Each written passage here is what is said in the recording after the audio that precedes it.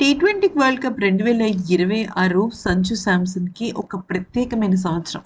ఇప్పటి వరకు అంటే దాదాపుగా 10 ఏళ్ల తన క్రికెట్ కెరియర్‌లో ఇటువంటి ఒక అద్భుతమైన నాక్ కానీ, ఇటువంటి ఒక గొప్ప అప్రిసియేషన్ కానీ సంజుకి ఇప్పటి వరకు రాలేదని చెప్పుకోవాలి. అయితే ఐపీఎల్‌లో తను ఆడిన ఆటకి తనకి వచ్చిన అప్రిసియేషన్‌కి ఓకే. Well and good.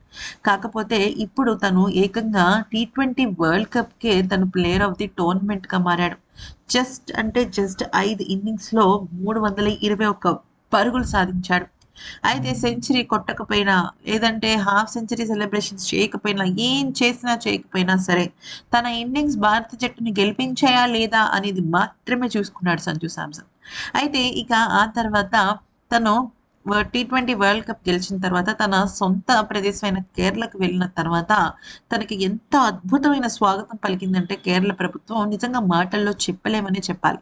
అయితే ఆ సమయంలో అక్కడున్న సూర్యకుమార్ యాదవ్ కూడా పక్కకు తప్పుకోండి.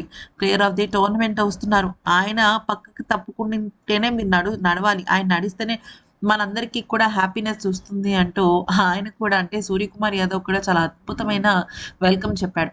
అయితే మొదటగా కేరళ ప్రభుత్వానికి సంబంధించిన కొంతమంది అధికారులు సంజు శాంసన్‌కి ఫోన్ చేసి, "ఇలాగ మీకోసం ప్రత్యేకమైన వెల్కమ్ ఏర్పాటు చేస్తున్నాము" అంటే, "ఎక్కడా కూడా తొక్కిసలాట జరగకూడదు. దయచేసి మీరు దీన్ని గుర్తుపెట్టుకోండి. అయితే అయితే స్పెషల్ వెల్కమ్ చెప్పాలన్నా కూడా మీరు కొన్ని విషయాలనైతే గుర్తుపెట్టుకోవాలి" అని చెప్పేసి వాళ్ళకి సరైన సూచనలు ఇవ్వడం అయితే జరిగింది.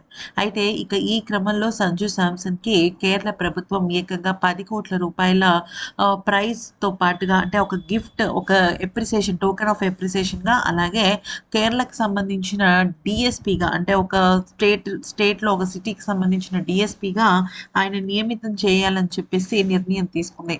అయితే ఇది సంజు శాంసన్ యాక్సెప్ట్ చేస్తాడా లేదా అనేది చూడాలి. బట్ కేరళ ప్రభుత్వం అయితే మాత్రం వీటితో సత్కరించాలి సంజుని అని చెప్పేసి చెప్పడం అయితే జరిగింది. ఈ వీడియో నచ్చితే లైక్, షేర్ అండ్ సబ్స్క్రైబ్.